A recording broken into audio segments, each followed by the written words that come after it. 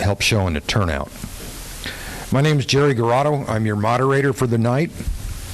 We pledged that we were not going to do anything political, especially after last night, so we're going to do nothing political. I do want to say to the public, please take a brief second to thank all the people that are running, regardless of whether you're going to vote for them or not, regardless of whether you support them or not.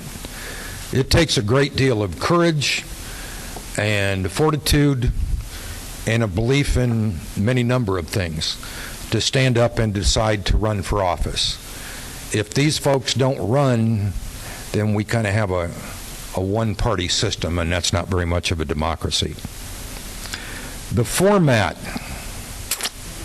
that we will be having tonight, and please listen carefully, each candidate will get 3 minutes. 3.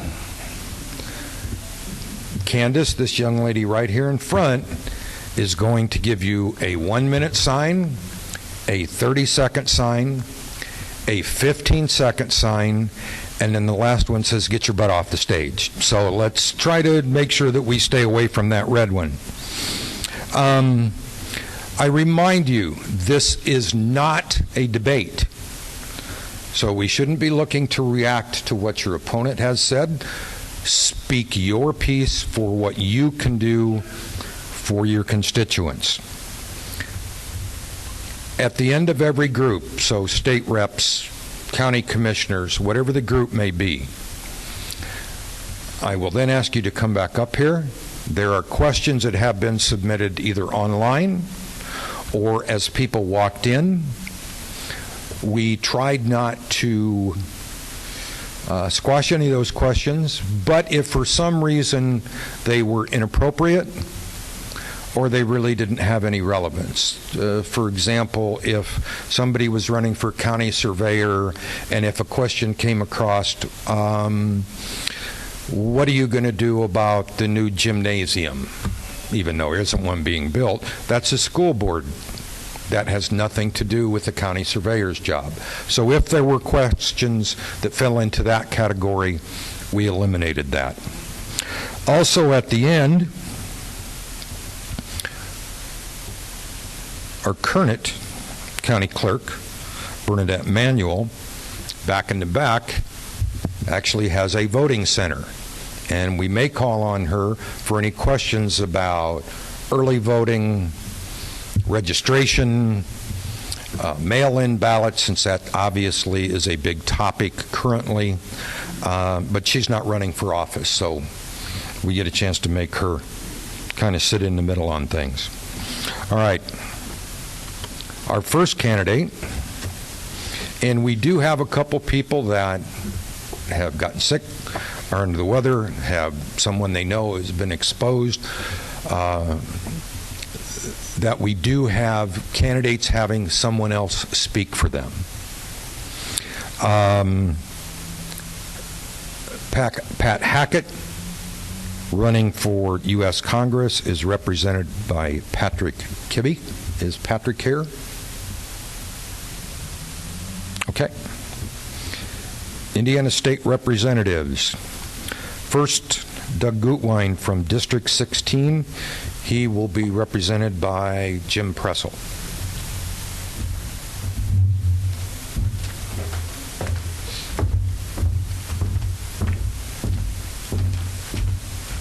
Well, thank you, and good evening, everyone. As you can tell, I'm not Doug Gutwein, but I'm State Representative Jim Pressel. Doug had a conflict tonight and asked that I would stand in on his behalf and read a statement. So first, we'd like to thank the Chamber, WKVI, the leader, Stark County Young Professionals for hosting this tonight. It's been a crazy election cycle, and you can ask any of the candidates. It's hard to get in front of people for anything. So I really appreciate what they've done in hosting this and putting this together. It means a lot. And I'm using Gutwein's time so I don't feel bad. Doug has served as our state representative for the past 12 years and is asking for your continued support again in November.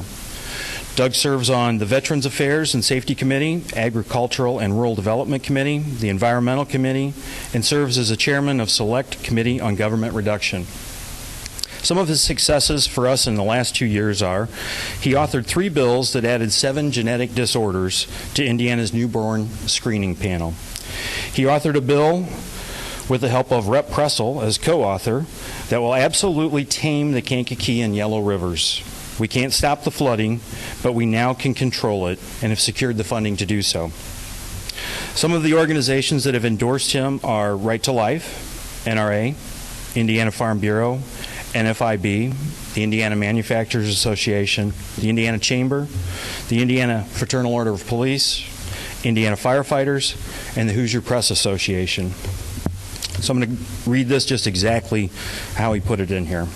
I'm going to read this part just exactly like he put it in there. I have enjoyed being District 16's representative for these past 12 years. I am like a dog with a bone when I am on a mission for us and our state. The Howey Report has described me as charmingly cantankerous, which greatly pleasures me. He would appreciate your vote and your support in November. Thank you.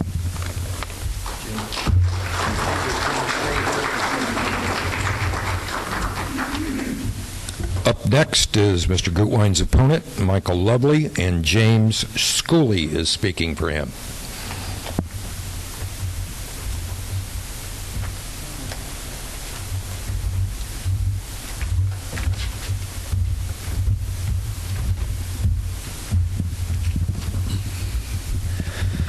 Good evening, everyone. As you can also probably tell, I am not Michael Lovely. He also had a conflict this evening and apologizes he could not make it. So if you could just imagine that I am a farmer and teacher from Kankakee Valley High School, this would make things go a little bit better. So, good evening. I regret that I'm unable to be with you this evening. I want to thank the Stark County Chamber of Commerce for giving the residents the opportunity to hear from the candidates. My name is Michael Lovely, and I'm running to be your state representative for House District 16. I'm going into my 10th year as a teacher at Kankakee Valley High School, and I'm a 4th-generation family farmer. I'm running to be your state representative because the people of House District 16 deserve better leadership and someone who will represent every person regardless of political party. One of the first things that I will accomplish is a livable wage for Hoosiers. The single issue that I hear across this district is that people are tired of struggling. They are tired of not knowing they will be able to provide for their family and if they can pay their bills. This has to stop. Families deserve Families deserve to have stability. Working families deserve to make a livable wage. Healthcare is also a concern. Rising healthcare costs with no increase in wages has put healthcare out of reach for many Hoosiers. Healthcare is a fundamental human right, and everyone deserves affordable healthcare. I will introduce legislation that increases wages to a livable wage and will work across party lines to stop the rising cost of healthcare in the state of Indiana. Our communities have been struggling to keep their small businesses and family-owned businesses. Chain retail stores have moved in and driven those local owners to close up. Our communities need revitalization. With a revitalization, community residents will no longer need to seek conveniences from bigger cities. If we offer more opportunities locally, then communities will attract more people to become members of said communities, while also keeping the current residents. To do this, I will work with local governments to provide incentive and low-interest loans to open up business or provide a service. Every resident who has an American dream to be a business owner deserves every opportunity to make that dream come true. The town of North Judson has a plan to offer curriculum at the high school on farm safety. It is a solid plan.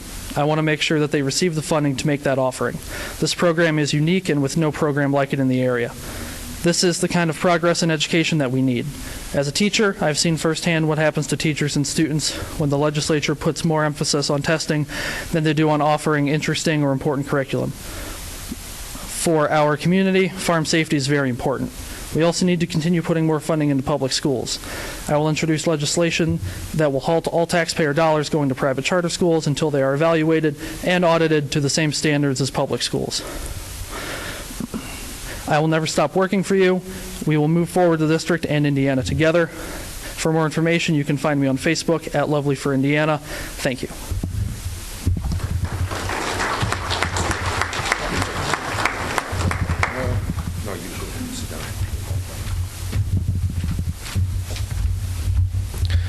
Now Jim Pressel, representing Jim Pressel from District 20.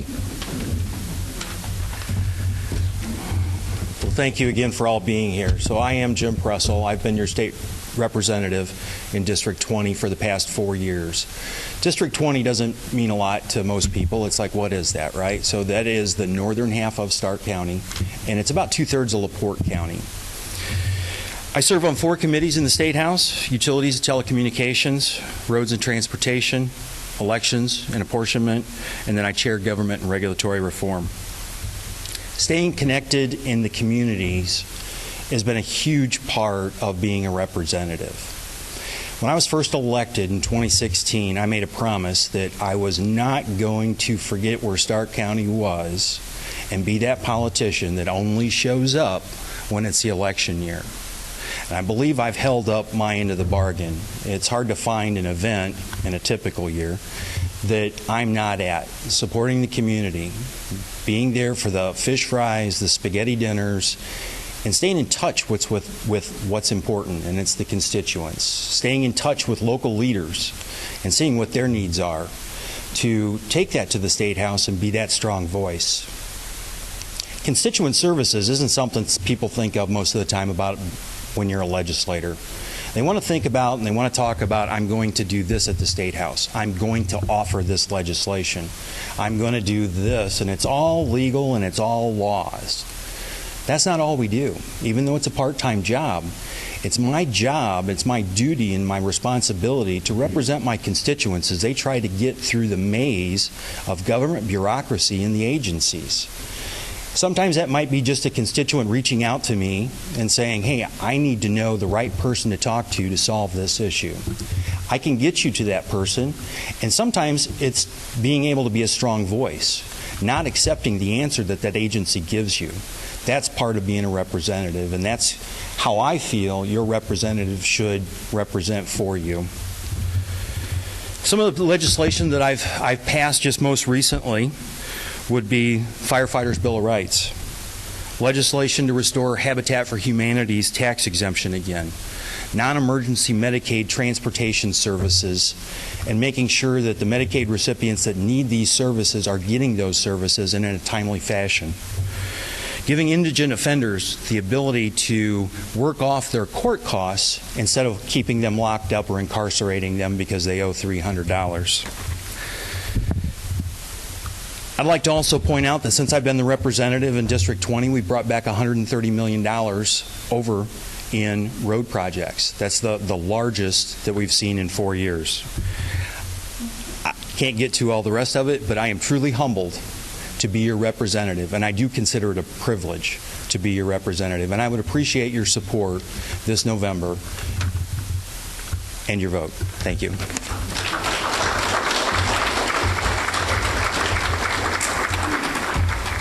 Oh, you can go ahead and say. No, not yet. Timothy Gust,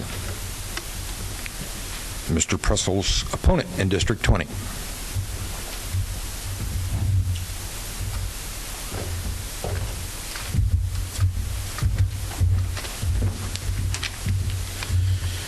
Good evening, everybody. Again, thank you to everyone that put this on for us. It's been one of the harder things for me this election cycle is getting out in front of people. My name is Tim Gust, and I'm running for Indiana State Representative for District 20. This may be the first time many of you have heard of me or seen me. I apologize for that. I did try to get down here early during the pandemic situation when things were still uncertain. Once things ramped up a little bit, it kind of got to the point where I had to hold off. And we are here now, so I gotta use my time wisely. First and foremost, I'm a working father of one and a proud member of the Steelworkers of Local 767-87. I come from a family of educators, and my son's mother is also a teacher up in LaPorte. Education in this state has become a bit of a farce over the past decade plus. Seeing more money taken away from public schools and given to charters and school voucher programs. In rural areas such as the ones that we live and work in District 20, public schools make up most of the options we as parents have to send our children to school. When we see the money taken away, it directly impacts our communities. The crime rates tend to go up and things of that nature. Couple that with continuing issues related to COVID, we'll see hard times for our beloved Redskins, Slicers, Satellites, and all the others when it comes to athletics, after-school programs, basic classroom needs, and much more in the coming years. We, as members of these communities, need to say no more to the fleecing of the public education funds for charter schools. Furthermore, teachers' salaries have been seeing the least amount of increase in the country since 2002. Indiana teachers make the least as far as increases go. I'm not sure how we're supposed to attract young people to the profession, and it's very important for our children to be educated and have a strong public education, and we can't get people to these jobs if they can't afford a two-bedroom apartment, let alone a mortgage. When it comes to the economic recovery for the state, I believe innovation and modernization are what's going to lead us back into the black, out of the red, so to speak, after seeing where we end up with our budget. Making sure our rural routes are paved and maintained so our farmers can safely, securely transport their goods. I'd like to talk to all the areas that we have here in District 20 to be able to make it so we can stay ahead of the competition. With folks no longer receiving their thank you. Yeah, well, I'm going to wrap up my time, so I apologize for they got me all flustered. But I'm Tim Gust. I'd appreciate your vote this November and your support. Thank you very much.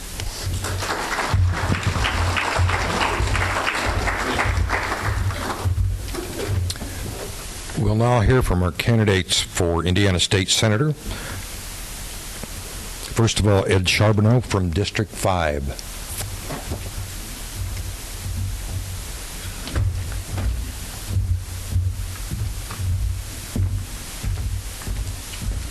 Thank you, everybody, for being here. As everybody else has said, thank you, WKVI and Chamber of Commerce for putting this on. I have been the state senator for 12 sessions now, and when I first took over this job, all of Stark County was part of my district, and I loved spending time here. Unfortunately, in 2010, with redistricting now, the only part of Stark County that I have is the bottom 4 townships, Bass Lake, North Judson, and St. Pierre. Regardless, I thoroughly enjoy this community and thoroughly enjoy the people. The district includes not only Stark County, but all of Pulaski County, most of Jasper County, LaPorte County, and Porter County. I have been blessed all of my life. And I'm very young that it's important to be a good person. And I have tried to live my whole life as a good person. Hopefully, I pray to the Lord that I am a good person. Because no matter what business we're in the business of people and relationships. I've gotten into this Senate seat after a long career in business. I ran a hospital, ran an economic development organization. I'm an attorney. That's all nice. But the important thing to me is I have a great family.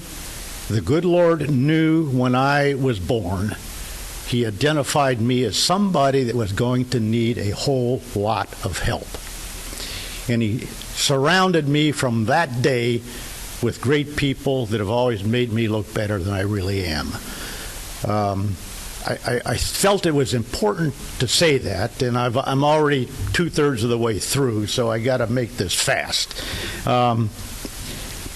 People get up here and talk about what they will do if they get elected.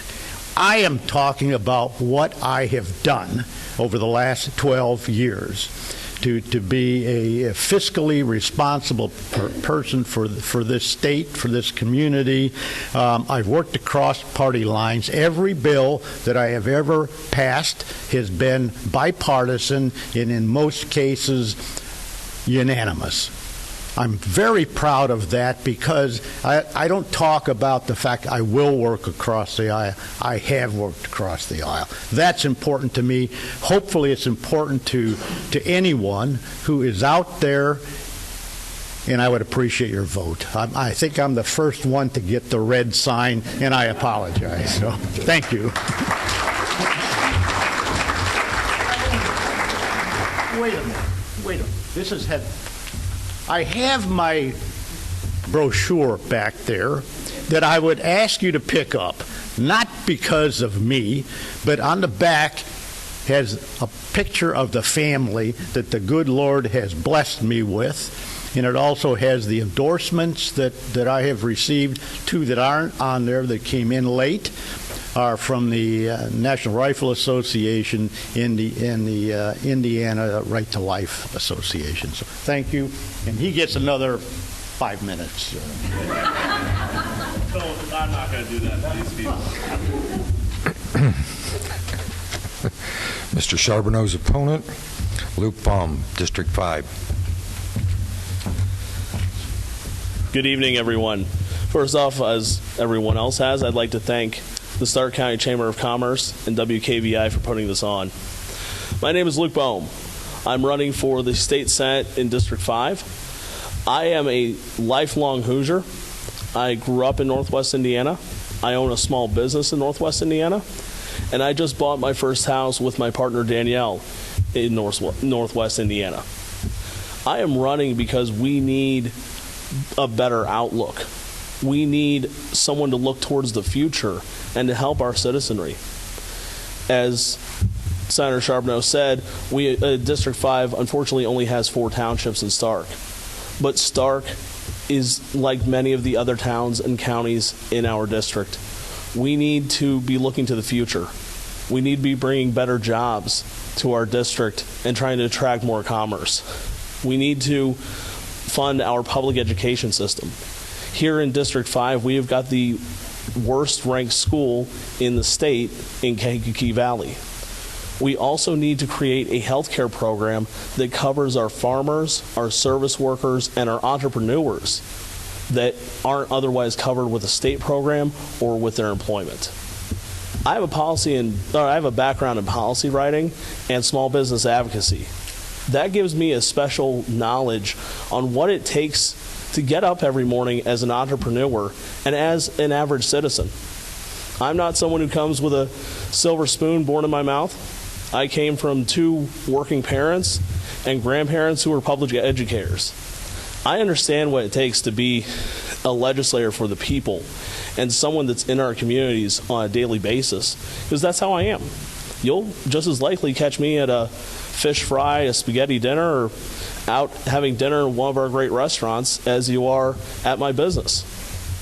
I am asking for people's support because we need legislators that are looking forward and are looking to make our state the best it can be. I won't take up too much more of your time. My name is Luke Baum. I'm running for the State Senate in District 5. I would appreciate your vote on November 3rd.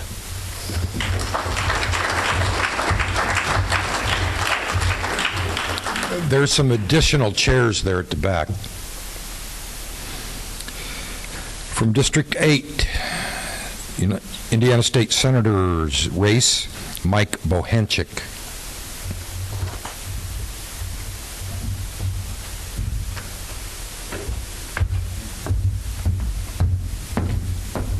Congratulations for saying my name correctly. That's a tough one. Thanks. My name is Mike Bohanczyk, and I am your current state senator. Thanks for the chamber and everybody for coming out and also for presenting this. When I asked for your support 4 years ago to be your senator, I made some promises and commitments. And I remember them because they're on my office wall of the things that I said I was going to do. I said I was going to support our teachers in public education. I said I was going to work hard to bring back money from Indianapolis back up north As a former county commissioner, I used to see that our tax dollars would go down south and just kind of seem to sit right around Indianapolis, and we would never get the money back up north. And I also committed that we were going to address something that concerns me and probably most of us is pre-existing conditions with our health insurance. And in my 4 years there, I've addressed those things. We've brought money back up north. We've brought back over $600 million in new project money between INDOT revenue, grant revenue, and other things. So we're bringing the money back north because that was a commitment that I made. I support my public educators. I support them in the classroom by driving more dollars into the classroom, support them by voting for increased teacher pay. And as a testament to that, the organization that represents 44,000 of our educators, it's the largest group of, that supports our educators in the state of Indiana, has endorsed me because they recognize that I support them and I work with them. And just 2 years ago, as part of the budget, we amended into their language that protects pre-existing conditions in the event that there's a rollback of the Affordable Care Act. So the promise I've made are promises kept. But we've got a lot more work to do. We've got to address prescription drug costs. And with the help of Senator Charbonneau, we've started working on that last year. We also have to address another minute. But there's just so much more work left to be done. And I ask your support, and I ask that you allow me to go back downstate and continue to work for all of you. My door is always open. I'm always available, and I'm part of your community.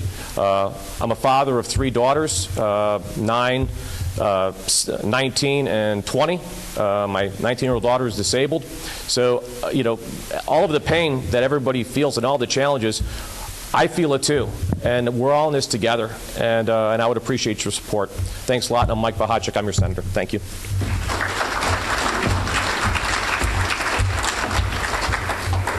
His opponent, Gary Davis from District 8.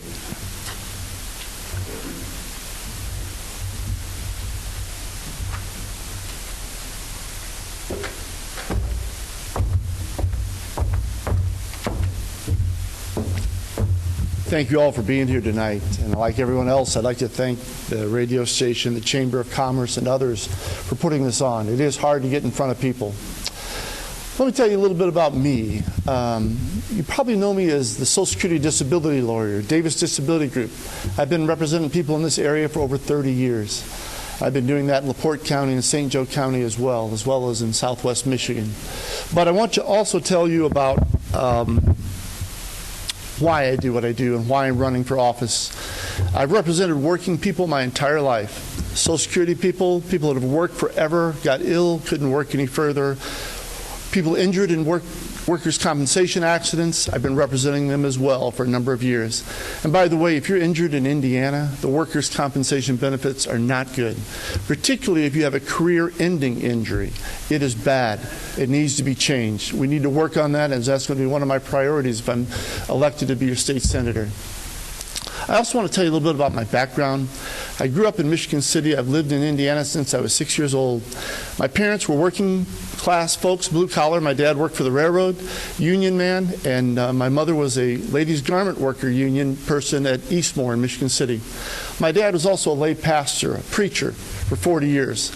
He would roll over in his grave if I said lay pastor, but he was a preacher for 40 years. And that work ethic and that faith background have helped me develop to where I'm at and what I'm trying to do.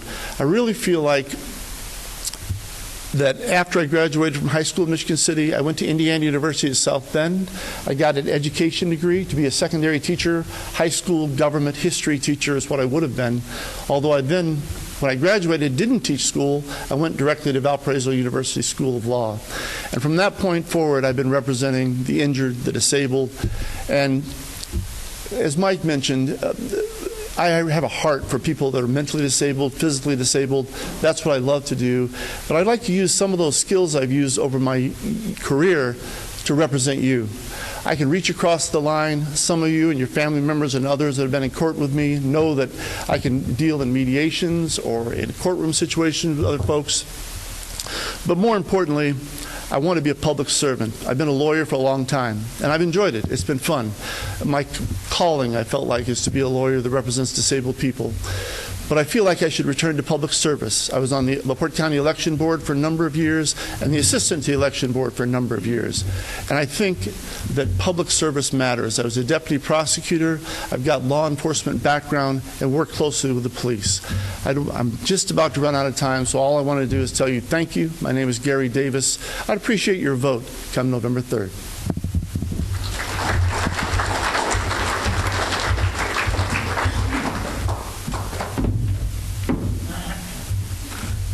Okay, this part's going to be a little bit tough. If I can have all the folks running for state rep and for state senate to come up here and join me on the stage.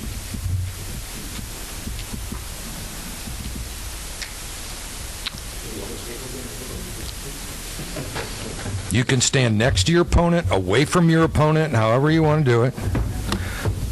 We have some questions that were submitted specifically for folks from the State House. And what I'll do is I'll read the question. If you have an answer for us, please step forward. Just to remind everybody quickly, your name again, whether you're running for the House or the Senate. And please keep your answers as succinct as possible. Prior to your decision to run for your current office, have you ever served in any other office, local or state position, and why did you choose to leave that position?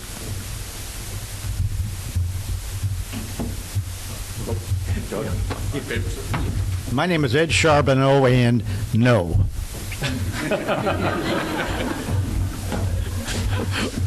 My name is State Senator Mike Bahachik, and yes, I was a two-term county commissioner.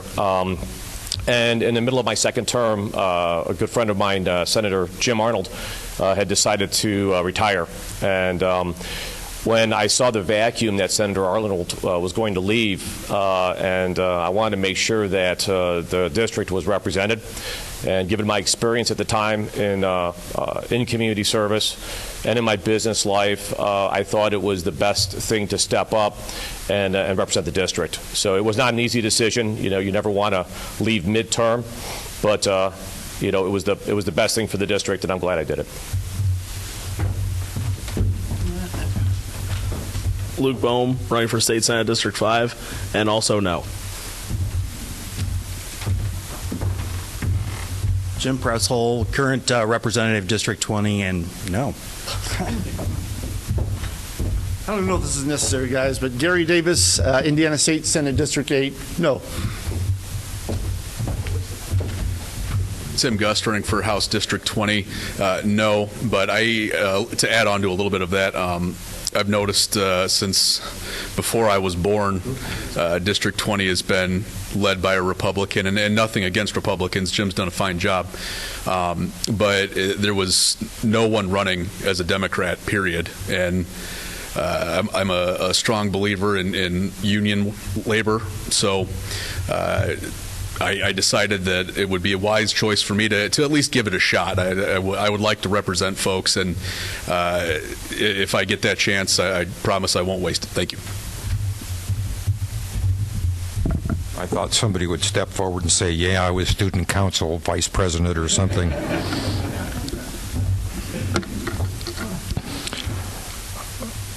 What can you do to help turn Stark County into a place where businesses may want to stay?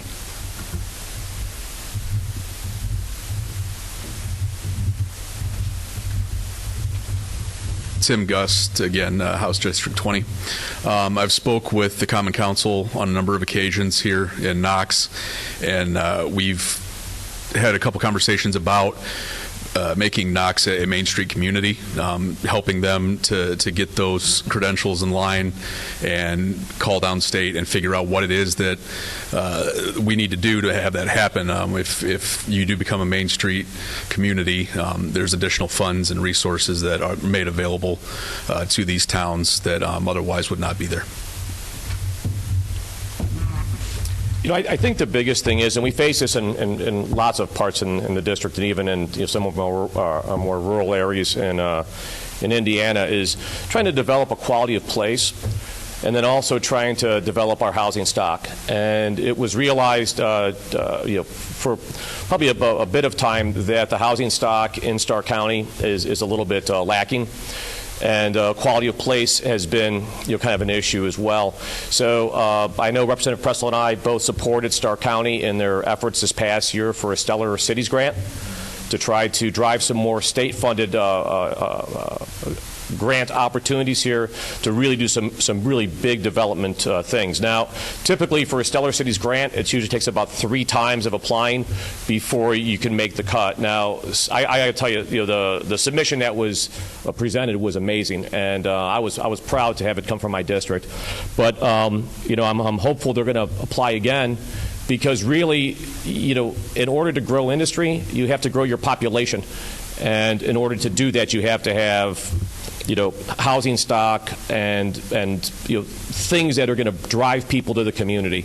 And that grant process was fantastic, and that's just a great, strong community effort. And to be able to support that at the state level is something that's extremely important, and I was pleased to be able to do it. Ed Charbonneau, I think one of the most important things is that we have great schools, K through 12 education, and that we develop a workforce that where businesses and industry can come in and know that they can have a quality workforce. It is tremendous what is going on, the partnership between Ivy Tech and the local schools with regard to various programs where folks can leave school and move right into jobs. So funding for schools, health care, all of the things that Mike used the term quality of life. Creating places where people want to come, where people want to live. And then when companies start looking for places to locate businesses, they're making business decisions about where they're going to invest millions and millions of dollars. And they're going to invest in those places where they can sit down with the mayor, with the council, with the county folks, and talk about, okay, if I bring my business here, am I going to have a stellar workforce? Are we going to have for our employees health care and a quality of life? All of those things. We have a state, Indiana Economic Development Corporation, that works with towns, works with cities, and works with businesses that are looking for places to locate. And Hoosiers are I think, as a whole, great people, great workers, and we just need to make sure that we're on the radar when people start looking for, where am I going to invest my money? And that's what we need. And thank you for not putting that stop sign up. I appreciate it. So Jim Pressel, representative from District 20. So I think you've heard a lot of great comments, right? And I think they're all on target. But I think the thing that is probably that sticks out the most is, at the state level, I think we need to reach out to the local leaders and see what's important to them. They know the community best of all. And I think back on a lot of conversations I've had with the mayor and Commissioner Norum, and it's been back to workforce housing, right? So manufacturers don't come to places where they can't have employees. If employees are not working or not living in those communities, they're just not coming, right? So how do we get workforce housing? And I try not to use affordable housing, and that's what everybody kind of gives a stigma of. That's Section 8 housing, and we don't want Section 8 in our community. But we've worked on a lot of legislation, and that seems like the best mechanism to make things move a little bit faster, but we're still not there. The quality of place is huge. Stark County's done a phenomenal job with the trails and the parks, and they are promoting themselves, and they've got great industrial opportunities right here. It's about getting that housing here to attract the workforce, because companies aren't coming if we don't have a workforce, right? And we don't have good schools. So I think that's where we need to be, quality of housing. Gary Davis, Indiana State Senate District 8. I think we've had in Indiana, at least my 30-plus years of practicing law, a tendency to bend over backwards for the business, to the corporation, to attract them. I've represented people here in Stark County for a long time. Great work ethic. We need to honor and elevate workers. Some ideas. The workers' compensation. That's just one. Affordable living wage. We need to raise the wages. And another thing is, if you've worked 20, 30, 40 years for the same company, do you know what kind of protection you have in Indiana? It's called an at-will state. I'm not a labor lawyer, I'm a disability lawyer. But I'm told that means the company can let you go for any reason. I've seen it happen in 30 years over and over again. A friend of mine, engineer, really bright guy. Company A buys company B. He's near my age, 30-plus years with the company, gave his heart and soul, out the door. They hired somebody about 25 to take his place. We need to start focusing on the worker themselves and and we need to elevate the workers. So I grant you that we don't want to swing the pendulum too far back. We can't be an anti-business state. Obviously, that would be a mistake. But that pendulum needs to be in the middle more, and we need to honor and elevate the workers. Luke Bohm, State Senate District 5. Great points have been brought up here, and I agree. We need to invest in affordable housing for our communities. We also need to tap in to state and federal grants that are out there for rural and not metro communities. Stark County will never be a South Bend. I don't think anyone here wants to have it be that big. But the amount of grants out there for Main Street programs, for housing, for cleaning up rivers, and to make our communities stronger are amazing. And at the state level, in the Senate and as representatives, there's a great deal of good that can be done tapping into those. So from my perspective, that's how we can move Stark County in a better direction, is by tapping into grants and using the resources that we have there.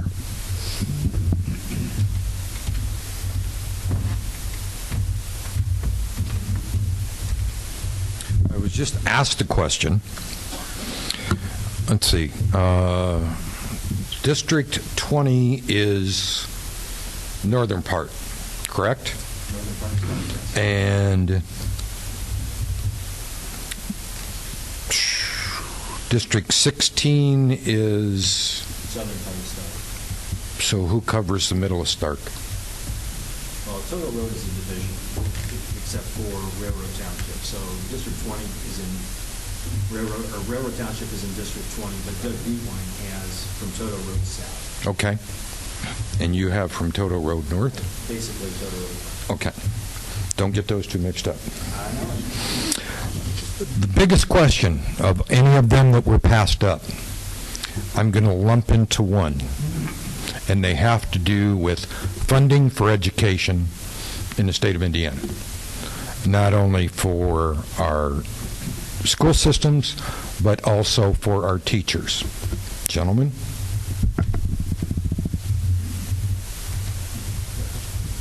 Nobody wants to jump on that one? I'd like to introduce Jim Pressel that will answer that question. No, I think we all need to address this.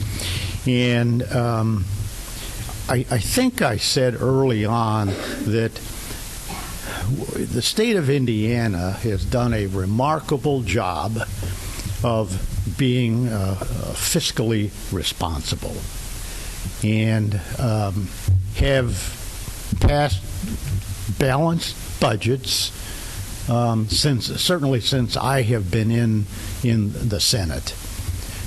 And that's good for a lot of reasons. And if you look at next door in Illinois, you're going to find out why. And just real quickly, one, we fully fund our employee pension fund, the post-1996 pension fund that we have for public employee teachers. And that means they're fully funded. Illinois, they're funded at 40%. When something happens, they have big problems, and hopefully we don't end up paying for it. But having said all that, we every 2 years go through what do we do? Roughly $32 billion budget. And as you might expect, we have all kinds of things that your tax dollars pay for. I serve on the Appropriations Committee and the Tax Committee, and I'm on the School Funding Formula Subcommittee. This is painful to me to talk about, but it has to be talked about. We, as a state, with your tax dollars, give half of our money to K through 12 education. Over the last 2 bienniums, the last 4 years, we have given an additional $1 billion worth of new money to K through 12 education. And as we go through the process, if we don't have the economic development that the new businesses, the new job creation brings to this state, we're going to be stagnant. And we have built up in our fiscal responsibility, $2.3 billion budget that a lot of folks wanted to dip into to pay more money for various things, not just schools, but for mental health, for any kind of thing you can imagine. But at some point we have to say, no, we can't do it. Because to do any more, we've got to pull money from somebody else. And we've made the decision that whoever that somebody else is deserves some money. So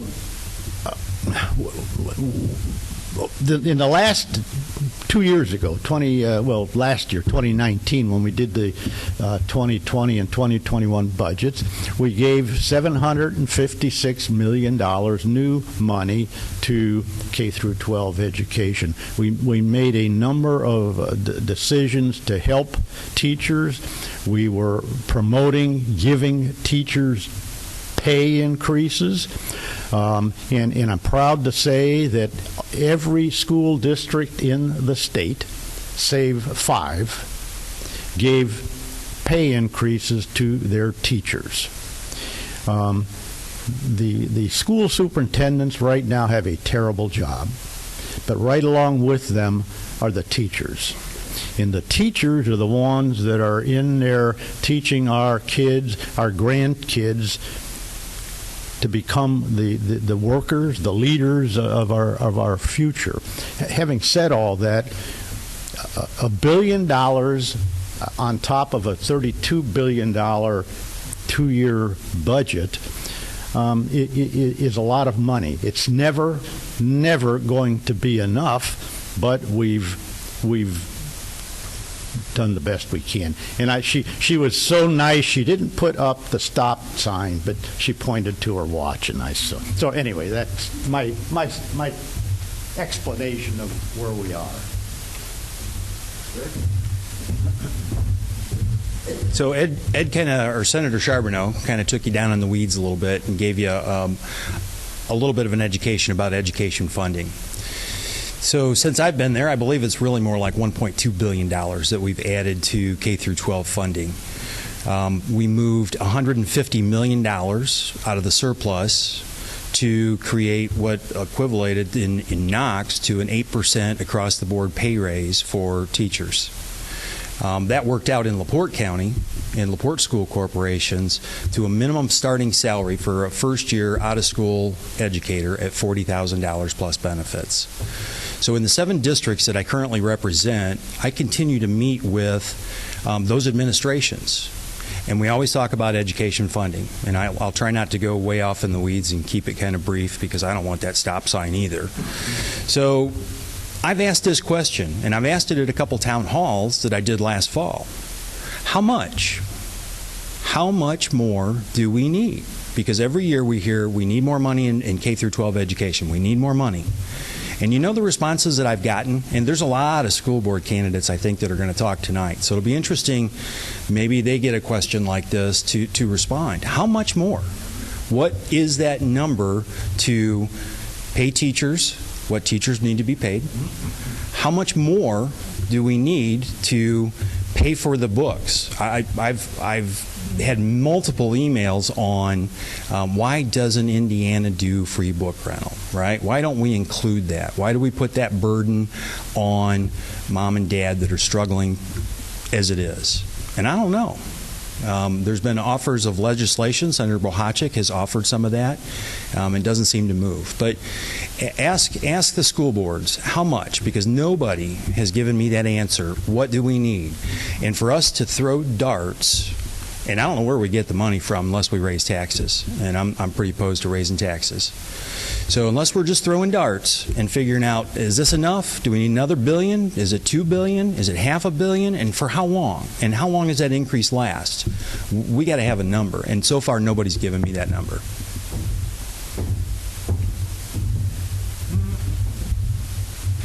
Tim Gust for HD20. One thing that I've noticed after going through some numbers is Indiana is over the past couple of years been in the top 5 for business climate, attracting business to the state overall. But we're in the bottom 5 when it comes to worker compensation, salaries, things of the like.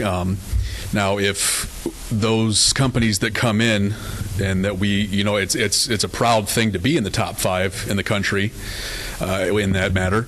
But when we're in the bottom 5, that's a little embarrassing for what we get paid for working. If those companies were to pay a little bit better, say a living wage, a wage where mom or dad doesn't have to work 2 jobs, more taxes would come in, and that would create an area where we could take money from taxes without raising it and give back into the K through 12 fund. And that was just one of the ideas that I had. Oh, I got the stop sign. Now what?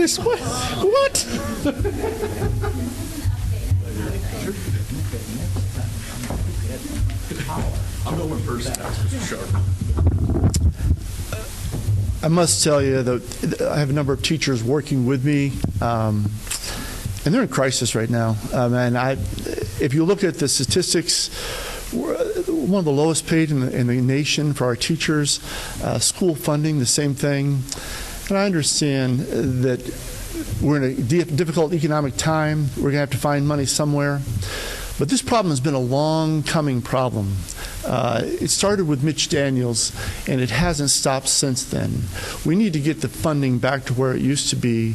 And is it possible right now to bring all that funding back? Maybe not. I'm not privy to the information that maybe these people that are currently holding office are. But I know this. If you talk to a teacher, a rank and file member of the teachers union or people that work around here, the ones I talk to are not happy. They're not in a good place, and we need to do something about that. We got to address the plight of our teachers because it directly affects all these other things we're talking about, the economy, business, and I got to stop. Thank you. Okay, I'm going to try to kind of circle this around for you a little bit. So we all talk about school funding and where's the money come from. Okay, so what happened is, I don't know, about a decade or so ago, do you guys remember when you did that constitutional vote to cap property taxes? Everybody remember that, when you had the 1, 2, 3 property tax caps? Well, when you did that, we changed the school funding formula, so then the state became more involved, and your property taxes still are a component of school funding, but not the sole component. So you have the state chunk, you have a federal tranche of money, and then you also have your property tax revenue. But your property tax revenue is capped. It can never go above 1% for owner-occupied, 2% for second homes, a rental, and 3% for commercial industrial. And what's happened now is now we've hit the decade mark, and our tax caps have now hit. You'll hear terms called circuit breaker. You guys have heard that term, I'm sure some of you. What that basically means is that now you've hit the tax caps. So the ability to raise more money through property taxes is now gone. And that's kind of what we're faced with right now when we get into funding municipal budgets, school budgets, and the like, is that the revenue stream is now finite. So now we're counting on growth in business and in housing to raise that tax levy to bring more money into the situation. So that's kind of how the money flows. But I can tell you that everybody is extremely concerned about teachers. We're concerned about retaining teachers, and we continue to work on it every single session and probably every single caucus meeting we're in as well. It's very important. I never abide by stop signs. Doesn't have the white line around it. Luke Bohm, State Senate, District 5. The short answer on how we can help our public schools is to stop giving so much money to private, parochial, and charter schools. That's where most of our public funding for schools are going.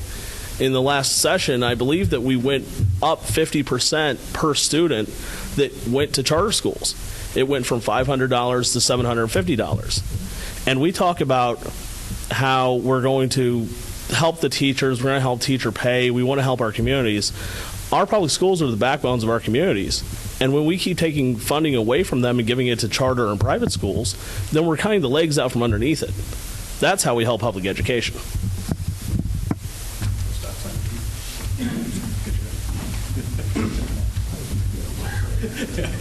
Okay, I apologize for that stop sign, gentlemen. It had been a suggestion from the back, but we should have stopped it at the end of this question in order to be fair. So I apologize. The last questions to our state reps has to do with mental health issues, the need for treatment, both for those that are incarcerated and those who are not.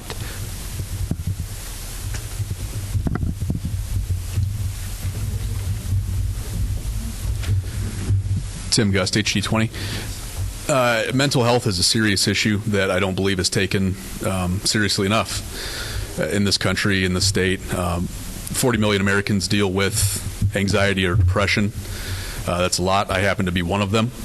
There are days where it's harder than others to focus on the easiest of things. Therapy, medication. Again, as some of the candidates have spoke tonight, dealing with health care and medication prescription costs is something that desperately needs to be looked into.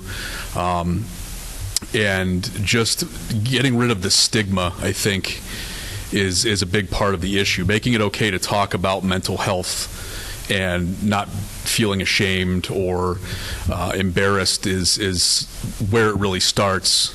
And once that stigma is gone, I believe we can move forward and get more people help, whether it be in not in classrooms, but in schools, in the workplace, things of that nature. Thank you.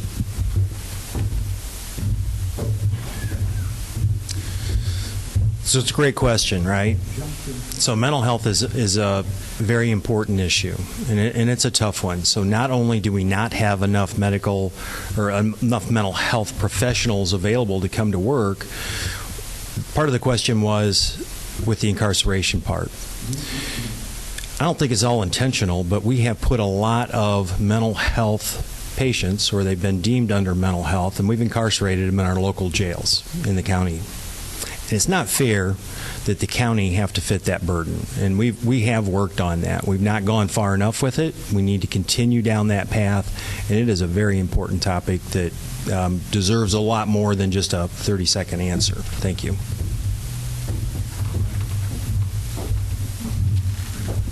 Again, Gary Davis, Senate District 8. I've represented mentally ill people for a long time. And I got to tell you guys, this is not maybe directly responding to the question, but something I'd like you to think about. My clients in the best of times are isolated, alone. They don't fit in. They feel isolated. This kind of economic crisis, the thing we're going through with COVID, it's even worse. So I'd ask you to think about inclusion. People that may not fit in that little narrow box that sometimes we want everybody to fit into, include them. Family members, friends, maybe people at your church. Think about that with people with mental health problems, because we need to expand our horizons and include those people and bring them in. Thank you.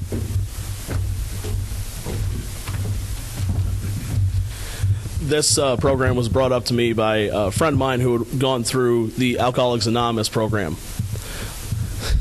To start a program per county that would host meetings in community centers like this, at parks, doing barbecues, where people can come and talk about their mental health, where they can come and talk to other people that have had issues or are trained professionals and can start to take that stigma away. Once someone realizes that, hey, maybe I'm not the outcast here, it'll start to allow them to get the help that they need.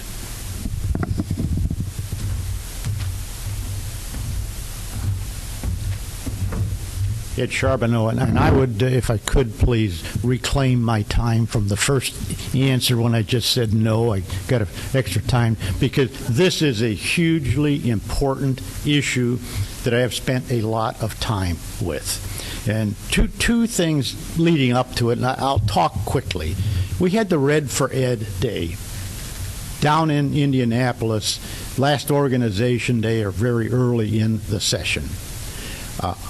Many of my school districts came, including Kankakee Valley, and I made it a point, I always do when we have crowds on an issue, go out into the hall and talk to people. I can't tell you how many school districts I talked to. 15 seconds. All right, I'll talk about this later on. But met with sheriffs, the problem. Red for Ed Day, the number one issue in every school district was mental health. And I have to stop, but I want to just finish where I wanted to get to. Last session, I authored a bill along with Senator Mike Kreider to establish a mental health commission. We need to address these problems with facts. Understanding, I mean, not the here and there discussions, but what are the facts that we're dealing with? That commission will give it has its first report due tomorrow, and in the second, it's a 2-year commission. It's hugely important. It's a massive problem for the state. I'm sorry. Take my 2 minutes. Real quick, I think part of the issue is, State Senator Mike Bahachek, I think part of the issue is how we deliver mental health services is something we all kind of danced around it a little bit, but right now we use community mental health. So you'll have a community mental health center. It's typically outpatient. You engage them for services, and that's where you go to get your mental health needs. And trying to get folks to engage in that doesn't always work the way it should. So I think maybe we would need to look at how we deliver that service, because what we're really good at doing is we're really good at stabilizing people, getting them back on their meds, getting them uprighted, and then we just kind of turn them back into the community, and they just don't continue to treat. And I think in order to actually have a model that's going to work, if we're going to maintain this community mental health model, is we have to make sure that we have full engagement across the social services spectrum. Thanks.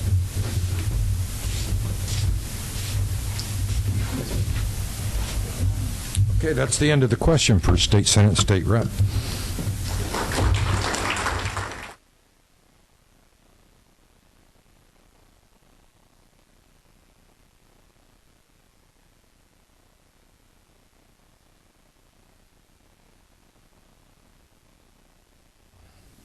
We are now going to hear from Patrick Kibbe, who is representing Pat Hackett, who is running for United States Congress.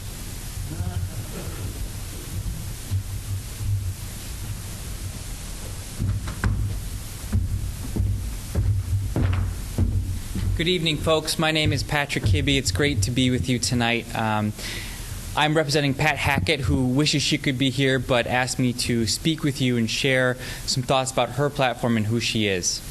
So Pat Hackett is an attorney, she's a teacher, and she's a small business owner. And she's running for the House of Representatives here in District 2. Now, I say she's an attorney. She's been practicing law in South Bend for over 40 years. She went to Notre Dame Law School and also has a degree in theology from Notre Dame. She's a teacher. She's taught at Marion High School in Mishawaka. She's taught at St. Mary's College and now teaches at Notre Dame Law School. And she's a small business owner. She has her own law practice, so she knows what it means to make payroll. Now, Pat's message for this campaign is dignity and justice for all. And that means that she's going to represent Republicans, Democrats, and independents alike. Now, Pat is a Democrat running for Congress, but she will tell you that there are Republicans that she loves. Her mother was a Reagan appointee to the federal bench. And so bipartisanship runs deep in Pat's veins, and it's something that she takes very seriously. Now, there's 3 issues that I wanted to mention that Pat is hearing from folks like you when we get a chance to go speak with people during these difficult times with COVID. And the first is education. So Pat's committed to strong public education from pre-K to college and the trades. And that's important because that's the pathway for good-paying Hoosier jobs. The second is health care, and we've heard a lot about health care tonight, and for good reason. We have a pandemic right now that has left 200,000 people in this country dead. That's almost twice the American lives lost in World War I. And you know that. And so Pat believes that health care is a right and not a privilege. And she will vote to protect the Affordable Care Act, which provides protections for those with pre-existing conditions and removes lifetime caps on payments. And the third issue is the economy. Now, I mentioned Pat's a small business owner. She knows what it means to make payroll. We are in the greatest economic recession since the Great Depression. And so we need responsible action in Congress. And what that means is responsible capitalism. So capitalism is the backbone of our country. It's the backbone of our economy. But we need shareholders to give workers a seat at the table. And that's what Pat will fight for. Pat talks a lot about Hoosier hospitality. And the roots of those words, Hoosier, it's hard work, it's work ethic. And hospitality, the goodness of the people in this district. Pat's mission is to bring Hoosier hospitality to Washington. So thank you very much for your time tonight.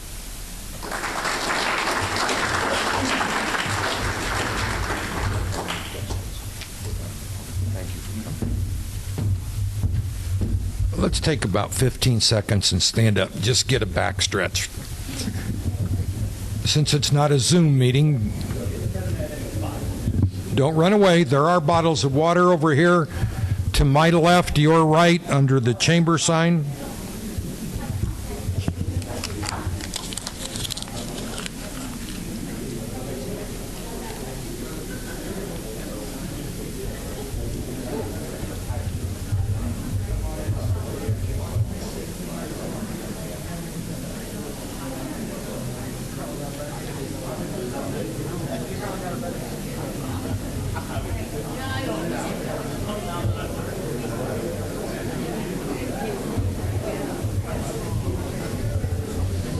Okay, that's all the time out you get.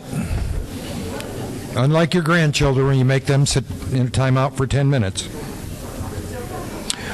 All right, to begin with, we are going to start on the local level with Stark County Commissioners. District 1. First candidate is Mark Gourley.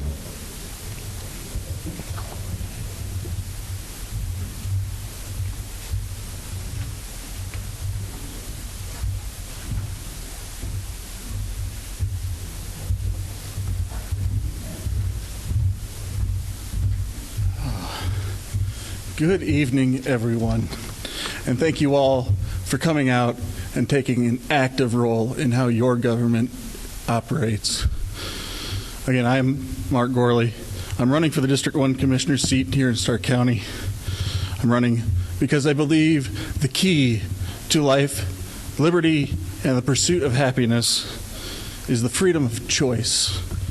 Had I not chosen to run this year, you all, as voters, would have been denied the choice of how your government would operate for the next 4 years. I'm running because every day since I first took the oath to support and defend the Constitution of the United States as an enlistee in the United States Navy in 2003. I've lived by the words, find a need and fill it. This year, the GOP needed a candidate. And when no one else stepped up, I decided it was up to me to do so. And so the goal of my campaign is to provide every eligible voter the ability to vote their conscience this November 3rd. When this pandemic ends, and it will, we'll need to be ready to take advantage of the opportunities that will present themselves to grow our community. We will need strong conservative leaders, such as myself, who will work with our counterparts downstate to keep as many of your tax dollars here where they can be best put to use. I believe every tax dollar spent should be treated as an investment, and the returns on that investment measured in an improvement of your quality of life. We must be ready also in these times we've seen to welcome new neighbors fleeing from places like Chicago and other Democrat enclaves, seeking refuge behind the bulwark of common sense that we as residents of Stark County provide. Again, my name is Mark Gorley, and I am your candidate for Stark County Commissioner.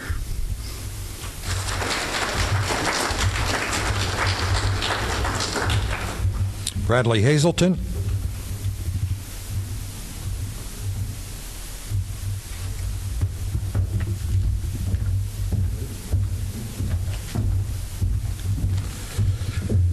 Good evening. My name is Brad Hazelton, and I'm running for Stark County Commissioner in District 1. District 1 is basically 600 east to the east, from county line to county line. First, I'd like to tell you a little bit about myself. I've lived in Stark County, just north of Hamlet, my entire life. My wife, Jana, and I have 4 children, Harper, Hudson, Henry, and Hattie. We chose to stay and raise our family in Stark County because we believe this is a great place to raise a family. After graduation from Morgan Davis High School in 1996, I earned an associate's degree in agribusiness from Vincennes University. I returned to Stark County to work for Farm Fertilizers and Seeds in Hamlet, where I've been employed for the last 23 years. I'm currently the chief of the Hamlet Volunteer Fire Department. I've also served as the assistant chief and captain earlier in my career.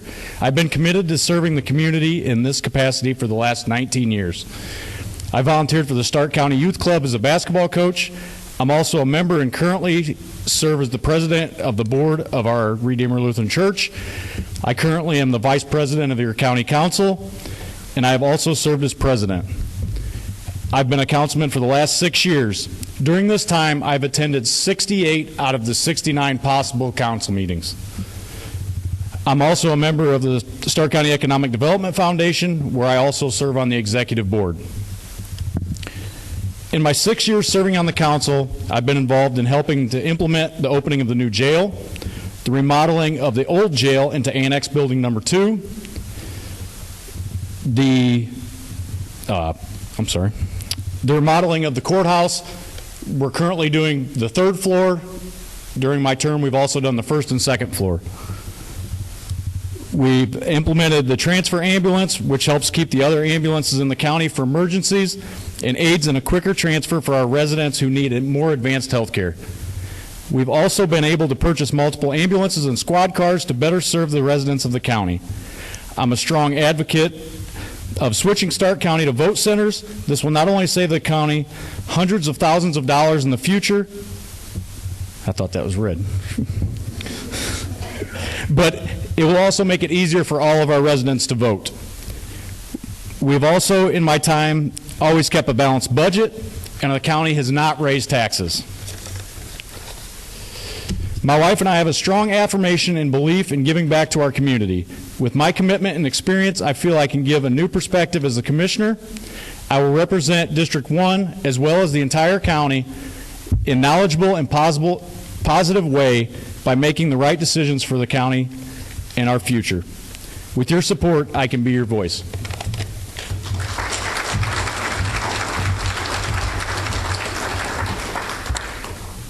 I'm going to jump over our two treasurer candidates and go to county council at large because the questions that were asked for council people. Our first county council candidate, Donnie Binkley, came down sick today, so he is not going to be able to make it. And by the way, not only thank you to the leader, somebody is here from Binkley? Oh, okay.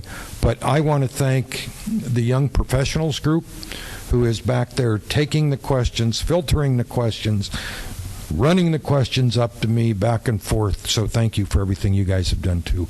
Bernadette, you're going to speak for Mr. Binkley?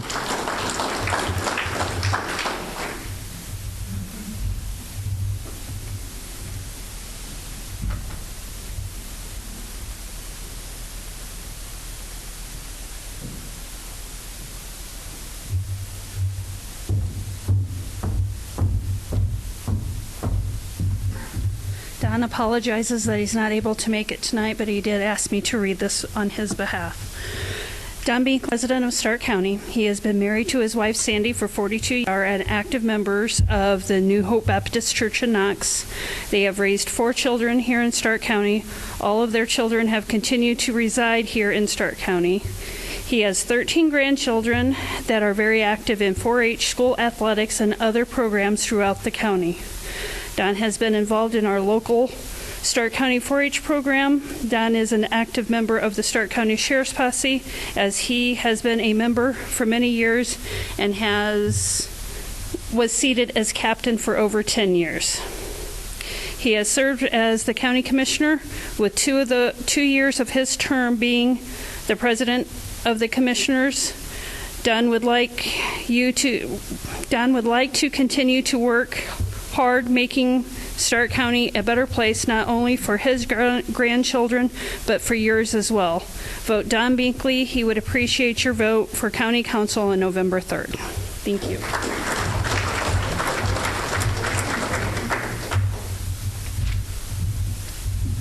Also speaking on behalf of someone who is ill is Bernadette will be speaking for Kay Gudeman, who's also running for council at large.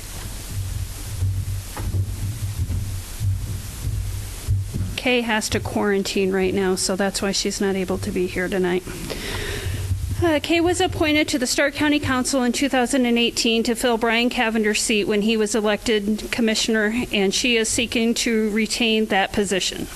Kay moved to Stark County from LaPorte in 1979 and raised 2 sons, both graduates of Knox High School. This past July, she and her husband Leroy Gudeman celebrated 30 years of marriage. After obtaining her paralegal degree and a bachelor's degree in business management, she began working part-time at WKVI Radio as a sales executive and eventually went full-time as general sales manager.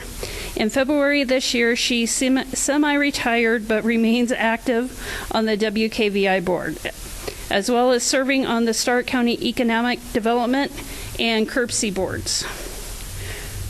Over the years, she has served on numerous committees, organized community events, and volunteered in various church activities. Her experience as a successful sales manager, coupled with her time on the council, has given her knowledge, wisdom, and discernment to identify specific local public needs and how those needs can be met. The most important thing you need to know about Kay Gudeman is that she is focused on what counts: serving people. She was raised by hardworking parents who taught her that we are all called to serve, seeing to be the best interest for others. Holding an elected office is a major responsibility, and she's adamant about making Stark County residents a priority. Strong values guide her through the process, and she votes her conscience regardless of political persecutions. She is accountable to the people living in Stark County and will do her best to be a good steward of county's taxpayer monies. There will always be a need for improvement in everything. One area that lacks in the county, holy cow. One thing that let's start over. There is always a need for improvement in everything, and one area that lacks in the county is employment opportunities. There's definitely a need for more manufacturers and business that pay well, and Kay is committed to working with the Stark County Economic Development Foundation Board as well as fellow county council members to recruit and promote economic development. Kay Goodman focused on what counts, serving people. She is asking for your vote on November 3rd. Thank you.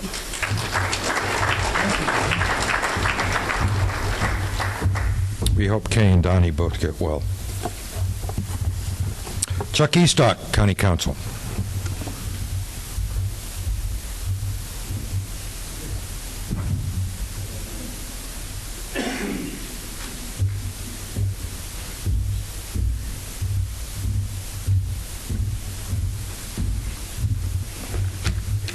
For those of you who do not know it, Jerry Grotto was my Little League coach. And Coach Grotto, I sure hope my election comes out better than Chicago Cubs today. Yeah, go White Sox. Again, my name is Chuck Eastock, candidate for County Council. I'm a lifetime resident of Stark County, as well as my wife, 2 daughters, 3 granddaughters, and all of my family. Often I am asked, what is the County Council? And what do you do?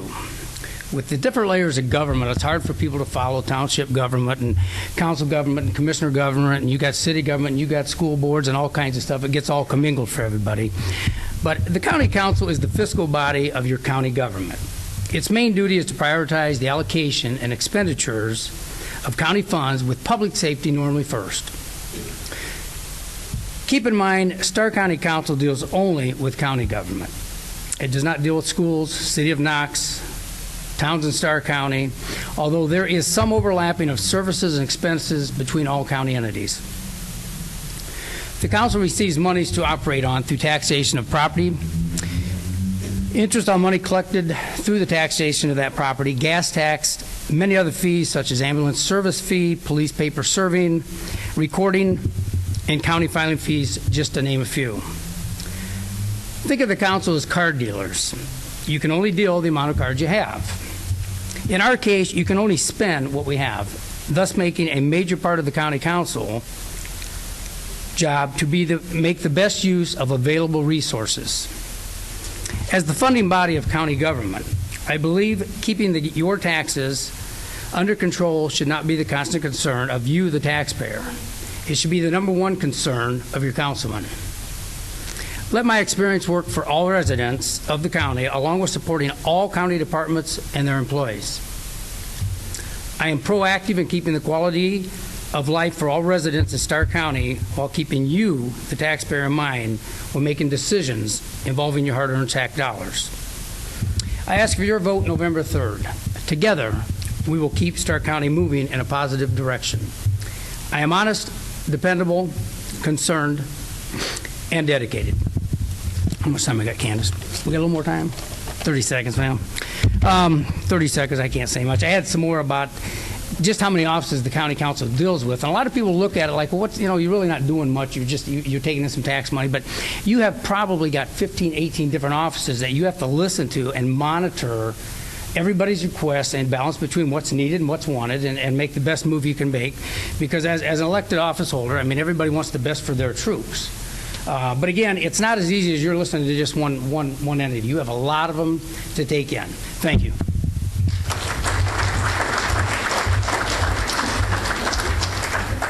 He was really a good Little League player, but he couldn't go to his left. Next is Todd Leinbart. Sorry. Is he not here? Okay. Carl Swihart.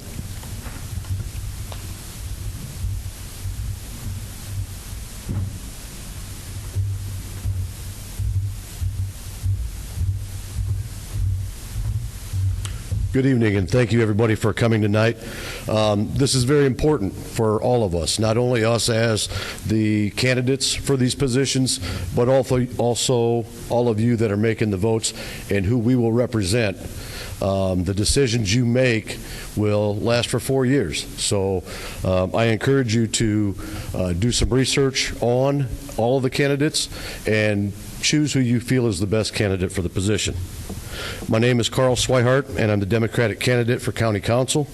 I am not a lifelong resident of Stark County, as my opponents are. I moved here 18 years ago, and I'm proud to call this my home.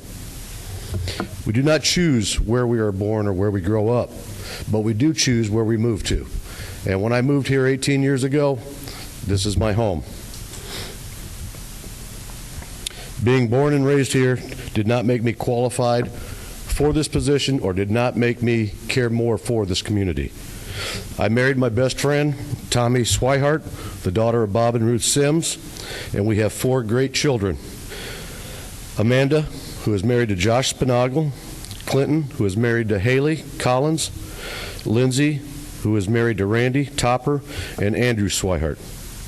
We have 8 grandchildren and number 9 on the way. I'm an Air Force veteran.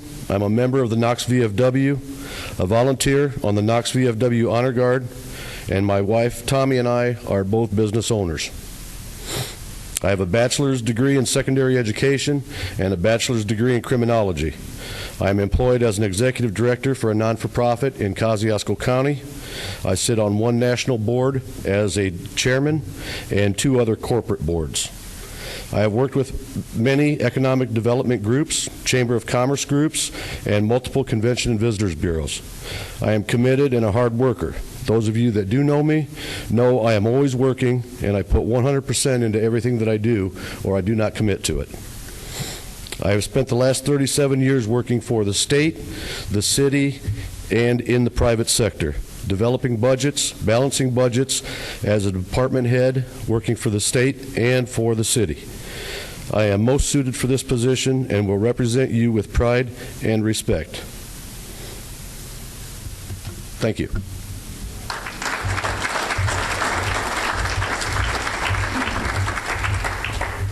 Okay, if I can have all candidates for County Commissioner and County Council come up, please. And again, our answers are going to be shortened to 1.5 minutes. You don't have the same number of questions as the state folks did. Not here tonight? No. And by the way, thank you for sticking around.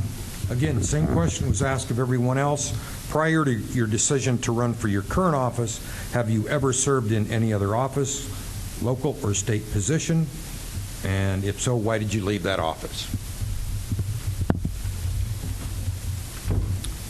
I sat on the county council from 1994 to 2010. Didn't leave voluntarily, but the voters evidently thought it was time for a change. It was a big movement for the Republican Party at that time. I've been a Democrat all my life, continue to be a Democrat, but that's why we left.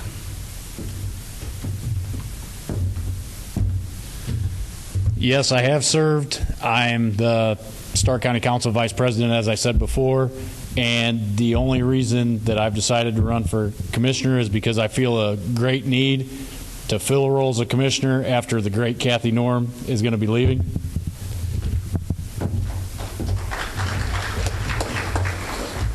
I have never held a political position. I'm not a politician, but I am a person that will roll up my sleeves and work hard for you.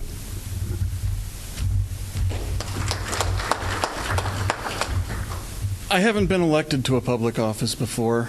I've been voted in to lead the largest district of the largest veterans service organization in the state.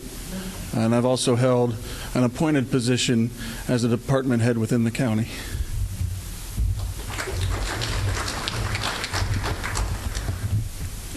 This question says, what plans do you have for curtailing possible fiscal waste? That's assuming that you believe that there is fiscal waste. You may be on the other side of that coin. Fiscal waste, what a loaded question. I think my years of service, 16 years on the county council, anybody that remembers me has got to agree that we didn't have a lot of waste. We made do with what we had. The county has never really been flush with a lot of money. So it's pretty tough to say that you're going to curb waste in a county that is 90 out of 92 per capita, and it's just it's a hard thing just to get everything to work with the monies you have. So if I see waste, obviously if it's got to go, it's got to go. Sometimes it hurts because you deal with a lot of people that are your neighbors and friends, but if you have to do it, you have to do it. And we went through some sessions when I was on a county council that the monies to deal with just shrunk. One was when interest rates were over 4% and they dropped under a point. That cost us almost $400,000 out of a $4 million county general budget. That's a 10% hit. Now, anybody that's ever been in office, I'll challenge you. That's hard to do. That's hard to do. We sucked it up. People got over it. We wasn't popular, but it had to be done. And if faced with that again, you'd have to do it.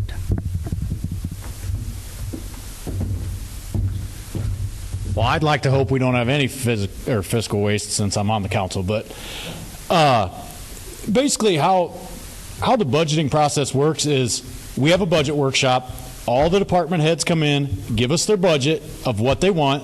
We go through and cut out what we think is a want and not a need. Then we have the budget approval. We send that down state. The state gives you back usually a number that's not what you sent down and says, here's what you have to work with. So there's really not a lot of fiscal waste in our county.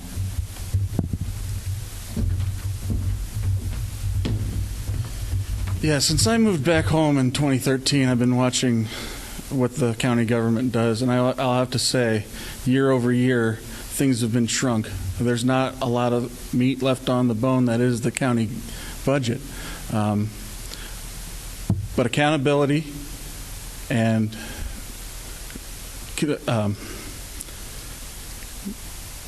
regular, consistent enforcement of the rules is the key to keeping things equitable and making sure we aren't wasteful in what we do as a government. I think our county council does a great job with the budget that they do have and they work with. I don't see anywhere that spending unnecessarily has been done. I think we have top grade law enforcement equipment. We've got great park systems. I think everybody's doing the proper job in their positions with the monies that are there. I also think that anytime that a department head does need something, I think that there's other opportunities as far as grants that can be written and other prospective ideas that can be looked at as well.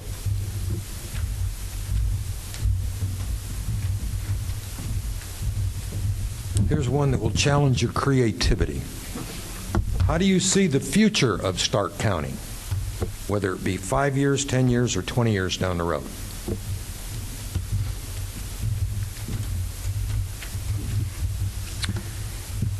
The future obviously is only going to get brighter. As time goes on, it's gotten brighter. If you look at not only our park systems, look at our industrial parks. You know, Knox is the center of the county, and obviously if you look at it, it's on the move, but not just for Knox. The whole county, I think overall things are better. You know, it's a matter of time that things continue to get better. They talked about our police department stuff, and things are better. Ambulance service is excellent. For the resources we have, I think this county has done great and will continue to even do greater.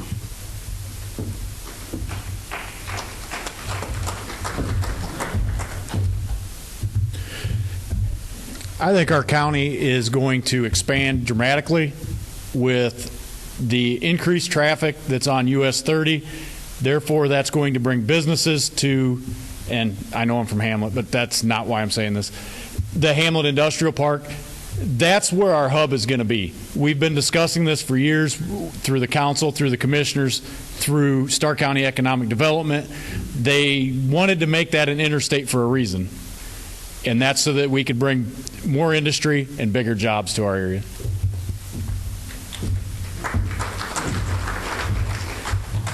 I agree with Brad. If you look around, there are a lot of new houses going up in the area, which was touched on by some of the representatives and senators earlier about being one of the main formulas for growth in an area. So I do see that occurring as well. And there's very few houses available for sale now. So I think the economy will grow here. And probably, Brad's probably right, in the Hamlet area especially.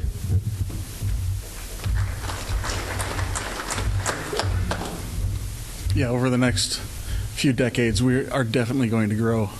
We will have more housing. We will have more businesses. Not only will the Hamlet area develop, but also the St. Pierre and North Judson area will be developed. And we'll have more hope, more opportunity for our kids graduating high school here to think they won't need to leave Stark County to follow their passions, their hopes, and their dreams.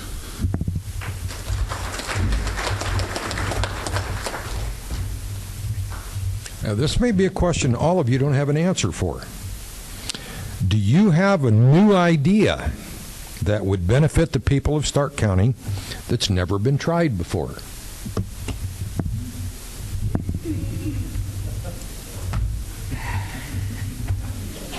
Get him, Chuck.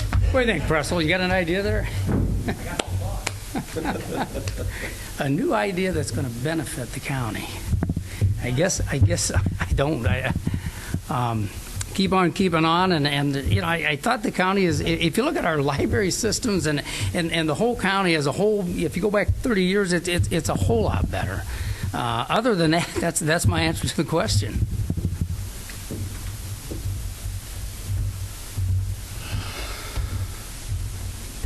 You know, I've been called a bit naive at times, but I think a certain level of naivety is necessary to think far enough outside the box to be truly innovative.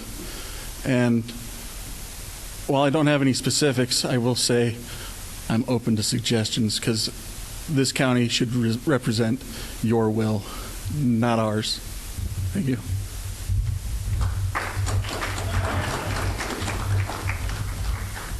The only other question had to do with what interests you about the position, but I think everybody pretty well answered that when they gave their opening remarks. So that's all the questions for our commissioners and council people. Thank you.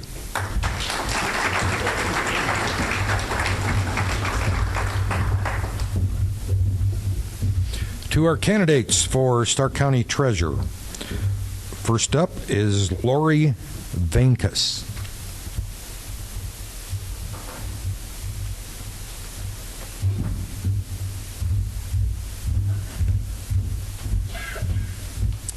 Good evening. My name is Lori Mansvankus. I was born and raised here in Stark County and graduated from Knox High School in 1992. I also have my bachelor's degree in criminal justice. I've spent most of my time since then busy raising my family and serving our community. I've held and organized a prom for the pantry, which brought in over $700 for the Stark County Food Pantry, and all the proceeds were donated there. I have headed, organized, or helped out with several benefits for children in our community. I've also coached soccer for the Stark County Soccer League for 12 years. I was foster mom to over 22 children in our community before retiring and adopting 3 of them myself. I've also served as the preschool kindergarten teacher during Sunday school at Victory Christian Church for 4 years. I've had several successful home-based businesses throughout the years, including child care that I did in my home for 25 of those years. I've had a sewing business. Some of my other job skills that I've held through the years in my work history are a factory laborer, clerical, secretarial, a receptionist, accounts payable, accounts receivable. I've worked in fast food. I've been a line leader, supervisor, and management positions, as well as a business owner and working with the public. I'd like to continue serving our community. If elected as your treasurer, I will bring with me my diverse skills and work ethics, honesty, integrity, and transparency. I want to provide the treasurer's office with the structure to be more efficient and convenient. I will look into new and better technology, a new virtual system to help in looking up and paying your taxes during this uncertain time. I'm also bilingual in Spanish. I think that's essential in this community with a rising Hispanic population, that they can be accommodated for and communicated with. If elected, I will also work beforehand with our current treasurer to make an easy transition. I also feel that Stark County has a bright future, and I have a vision to make the treasurer's office better. Thank you for being here tonight, and I appreciate your support and your vote in November. Thank you.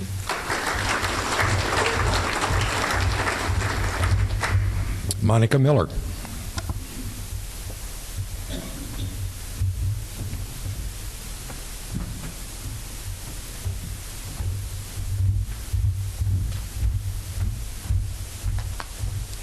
I would like to thank everybody coming tonight, to the Chamber, to WKVI, to Brenda Palmer, and Jerry for putting this on. My name is Monica Miller. I'm proud to be your Democrat candidate for Stark County Treasurer. I'd like to tell you a bit about myself. I'm a lifelong resident. I come from a large family who most of them still reside here. My high school sweetheart, Bobby, and I have raised our son here. He's now 20 and works for the town of Hamlet. I'm running for Stark County Treasurer because I have the education, the skills, the knowledge, and the desire to get back to this community. I'm not a politician. Never have I claimed to be. I'm just a person who has the mindset, the ability to do the job, and the desire to make Stark County a better place. Anyone who knows me will tell you I'm always there in their time of need. I have helped many residents find housing, feed their families, help them pay their bills, collect clothing for them, help them locate the assistance and the services they need. I've also helped many folks through a number of crises that they find themselves going through. I'm running for office because I care about this county and the people who live here. I'm a college graduate who majored in business and minored in accounting. One of my biggest accomplishments, I think, was being inducted as a member into the Kappa Beta Delta Honor Society. I currently work for Community Services. It is our local nonprofit outreach agency.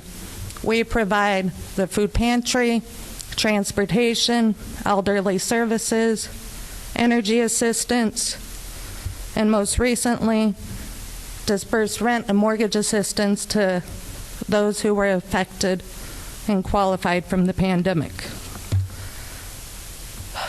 I'm nervous. The treasurer is responsible for financial management of government funds, processing and issuing Stark County tax bills, and the collection of Stark County taxes. I have the drive, I have the knowledge, I have the experience, and I have the education to fulfill these duties as the county treasurer. I am the most qualified candidate. The major changes I would bring to the office is making it more efficient. Currently, you can pay your taxes at 6 local banks during tax time. I would like to see that expanded so you could pay them there throughout the year for those who are delinquent. I would also like to see the hours of operation expanded the week before taxes. Not everybody works 9 to 5. Paying property taxes can be a stressful experience, and I would like to help everyone to make that easier. I would like to thank everyone for their support and their time, and I'd appreciate your support in the fall.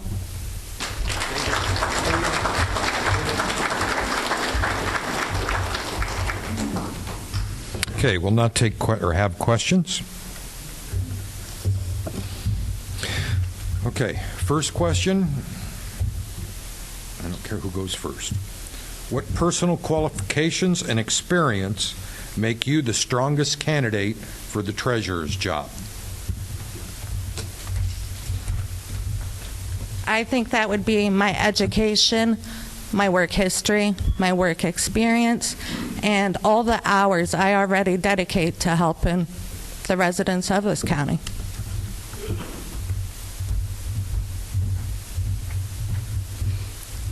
Also, my education and my work history dealing with accounts payable, accounts receivable, and business management and ownership.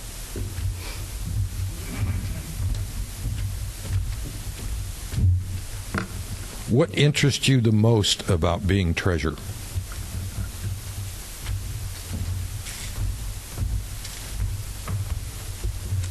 I think what interests me the most about being the treasurer is I spend a lot of my time already helping residents, whether it's with bills, they need insurance, they need food, their family's hungry, whatever it is.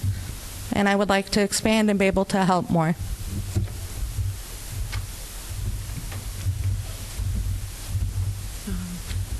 For me, it's also being able to help people and to continue to be able to serve the community.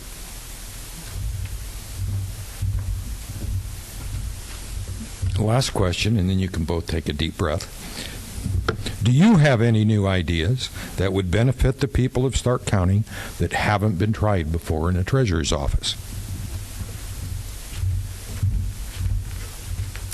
As I had said earlier, I want to update technology and get like a virtual system to make making their payments easier, and being able to do that at all hours, not just during normal business hours, especially during these uncertain times.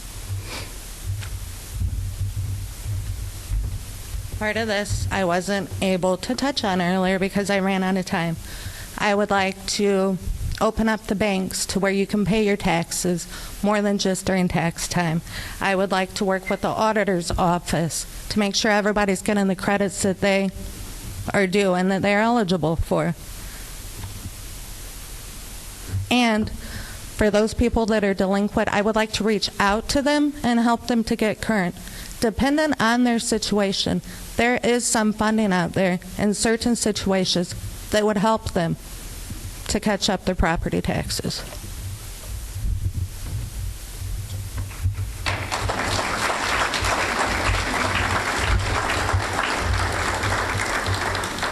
Thank you to both of our candidates for treasurer.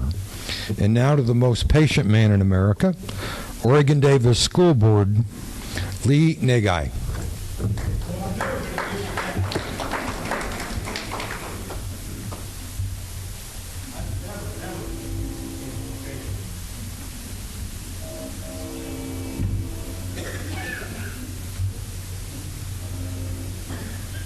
I will remember that. A patient man ever. Well, my name is Lee Nagai. As I said, I've never been accused of being the most patient person ever, but I'm here. I'm running for Oregon Davis School Board. Again, I ran, let's see, it's been about 8 years ago. I served on the board for 4 years. I took a 4-year hiatus, but I think that I need to run again.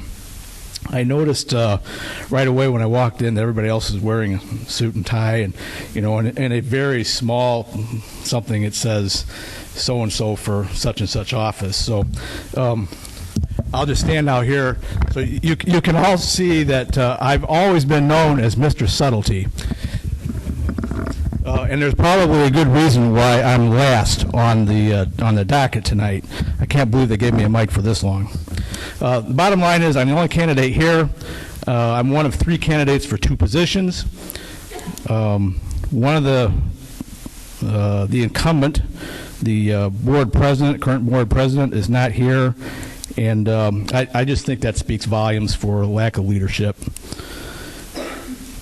When I was on the board before, one of my keys was openness and transparency, and if I'm elected again, I want to promote that. I think the whole community needs to know what's going on with the board. I always took issue with the previous board because I felt like they did not appreciate or actively look for community engagement, and I think that's really important.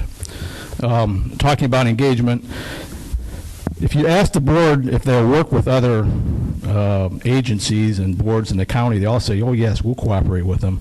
But I think it goes beyond that. If I'm elected to the board, I want to actively engage the other boards. The town council of Hamlet, Davis Township trustee, Oregon Township trustee, Coons Lake POA, etc. I think it's really important, and I think it's wrong that the board does not actively engage with the rest of the agencies and boards in the two townships. I think one of the biggest things I can bring to the board is understanding of local government funding. Through my 30 years working as a professional engineer, I've developed several clients, and they always, 1 minute, nobody else is here, give me a break.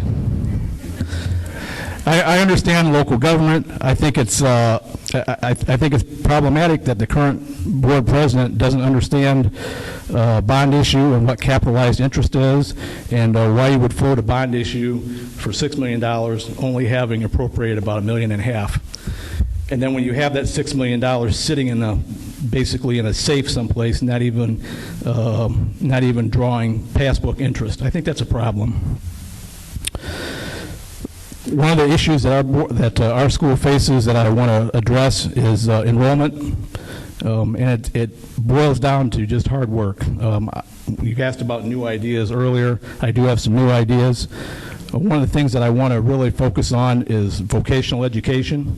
We go into our schools and we have career days, and we have IU, Purdue, Valpo. We have all these colleges, but I've never once seen a career day where the operators or the carpenters or the electricians were invited. And I believe we have to promote the trades just as strongly as we promote four-year colleges. They're equally good careers. And I want to pursue aggressive retention and recruitment efforts. The fact is, we lose a lot of students who live in our districts to surrounding districts, and I want to address that aggressively. I can't stop, sorry, I'm on a roll. And I want to actively recruit students. Ask me some questions so I can continue. Are there any? What? I'm making this up on the fly. So am I. What do you have unique or some new idea that you may bring to the school board? Okay, I think the biggest thing that I want to do is promote vocational education. I think vocational education has fallen behind in the last so many years, with the focus being on a four-year college degree. I have a four-year college degree. I may or may not have been the best fit for that, I don't know, but clearly there are people who that is not the best fit for. And why on earth would you tell that person that if you can't go to college and earn a four-year degree, you can't be a successful person? That's ridiculous. There are lots of people who have abilities, vocational abilities, and those need to be promoted just as strongly. So that's why I'm suggesting that we invite the trades on the same days that we invite the college reps.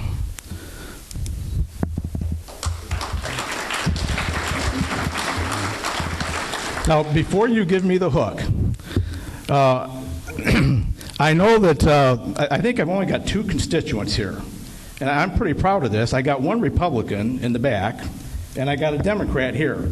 But the good thing about Stark County is everybody's related to everybody. So I decided to show up tonight because I want you guys who have relatives up north of 8. Yes, I know they're there.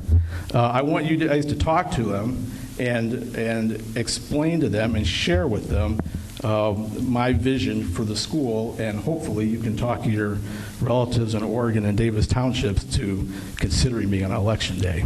And I appreciate WKVI's airtime too. Thank you.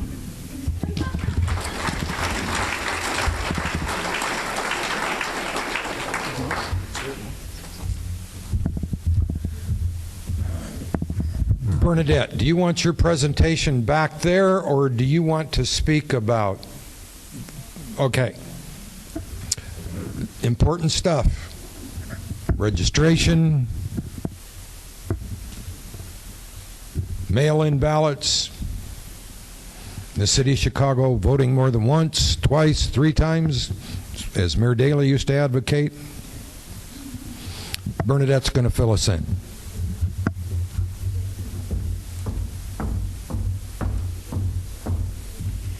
Okay, as everybody knows, voting's going to look totally different in Stark County now than what it did in the municipal and what it looked like in 2018.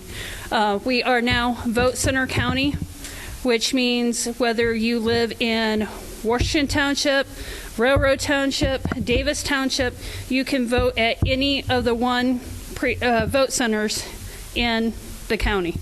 We have Coons Lake, Hamlet, Washington Township, Knox, Bass Lake, North Judson, and Sam Pierre. Again, it doesn't matter where you live, you can vote at any one of those 7 locations. It's been an awful long night, so you can vote by mail still. I know that's been brought up many times. Early voting starts Tuesday, October 6th at the courthouse. We are using e-poll books now. The regular paper poll pads are no longer in use. I have one set up in the back. I have our demo voting machine. Whoever is interested wants to see from start to finish, we can run through it. Satellite, along with the vote centers, there are satellite voting offices as well. North Judson Wayne Township Fire Department will be able to vote there on October 22nd, 23rd, and 24th. That's a Thursday, Friday, and Saturday. Thursday and Friday are from noon to 6 p.m. Saturday is from 10 a.m. to 3 p.m. Take those hours and go a week later, and we're in Coons Lake. We'll be voting in Coons Lake October 29th, 30th, and 31st. Again, Thursday, Friday, and Saturday. Thursday and Friday from noon to 6 p.m. and Saturdays from 10 a.m. to 3 p.m. The early voting in the clerk's office, we start, like I said, October 6th, which is Tuesday. We're open Monday through Friday, 8 to 4. We do have 2 Saturday hours, which is October 24th and October 31st. We are open from 8 a.m. to 3 p.m. there to vote. Just remember your ID. We have to have the ID to be able to vote, whether it is your driver's license, a passport, military ID, some school issued IDs if it is a Indiana funded school, such as Vincennes or IU, Purdue. As long as it has your picture on it, a expiration date, your birth date, you are good to go. I know they told me I couldn't take any questions, so I'm going to leave it like this. And if you want to see the system or have questions for me, meet me in the back. I'll be happy to talk to you all night if you want to. Thank you, guys.